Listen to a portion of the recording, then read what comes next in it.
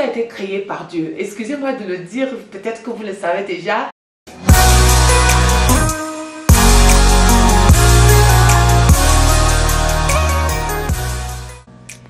Salut, salut, je vous bénis au nom du Seigneur Jésus, que la grâce de l'Éternel descende et envahisse le lieu où vous vous trouvez en ce moment.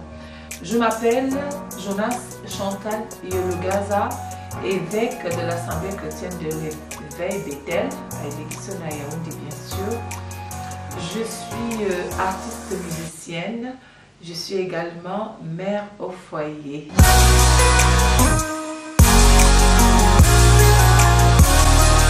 Alors, le premier thème qui vient dans mon esprit aujourd'hui, c'est le slogan, si je peux vous permettre, c'est la sexualité et la chrétienté. Comment est-ce que ça se vit en milieu chrétien, en milieu familial, en milieu social. Donc, nous allons partager ensemble ces quelques moments. Mais je voudrais commencer par la sexualité en couple. Parce que je suppose que nous venons de familles où on ne nous a pas appris comment est-ce qu'il faut vivre notre sexualité en ménage, en couple. Alors, si je me permets aujourd'hui, je suppose que vous êtes déjà mariés. Parce que là, si vous ne l'êtes pas, ce n'est pas possible de mettre en pratique tout ce que je vais partager tout à l'heure avec vous. Je suppose donc que vous êtes déjà mariés. Je crois que lorsqu'on se marie, c'est beaucoup plus ça. On veut partager son corps avec l'autre, on veut partager sa vie avec l'autre. Il faudrait que en couple, déjà, il y a un problème de compatibilité. Lorsqu'on est en couple, nous devons savoir que Dieu ne peut pas nous donner un homme ou une femme qui n'est pas compatible, sexuellement compatible.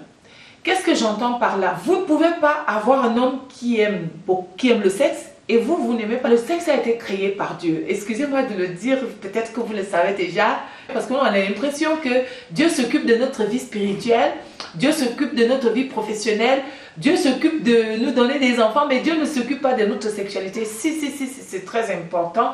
Et lorsque nous regardons dans la Bible, nous voyons que c'était très important parce que lorsque Dieu dit à Adam et Ève, multipliez-vous, et l'homme, les désirs de la femme se porteront à son mari et celui-ci dominera sur elle. Vous voyez, c'est vraiment sexuel. Dieu est aussi regardant et même très regardant de ce côté. Dieu doit vous donner une femme, un homme qui croit comme vous à votre sexualité, qui croit à une... Parce qu'il y a plusieurs visions de la sexualité, qui croient à la même vision de la sexualité que vous.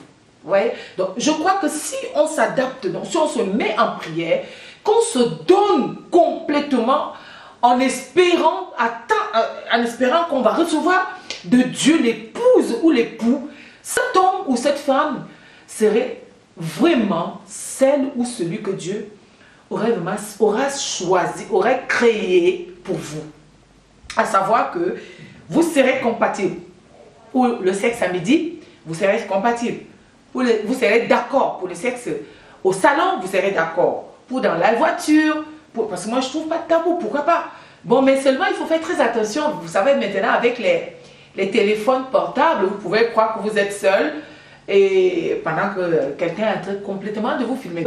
Lorsque l'un, dans le couple, lorsque l'un désire l'autre, il ne doit pas avoir ni le temps, ni la saison, ni le milieu ne doit pas vous empêcher de faire quoi que ce soit, de satisfaire l'autre.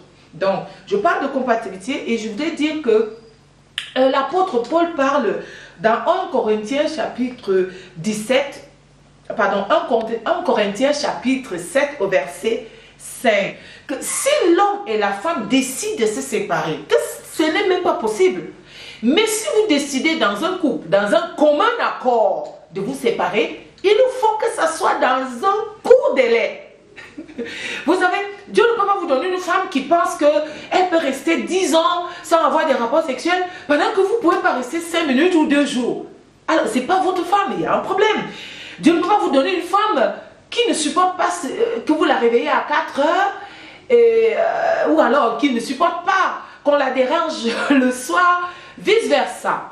Il y a un problème de compatibilité. Donc nous reviendrons dessus de manière élastique, de manière profonde. Mais je tiens à vous dire que c'est très important pour que les deux soient compatibles.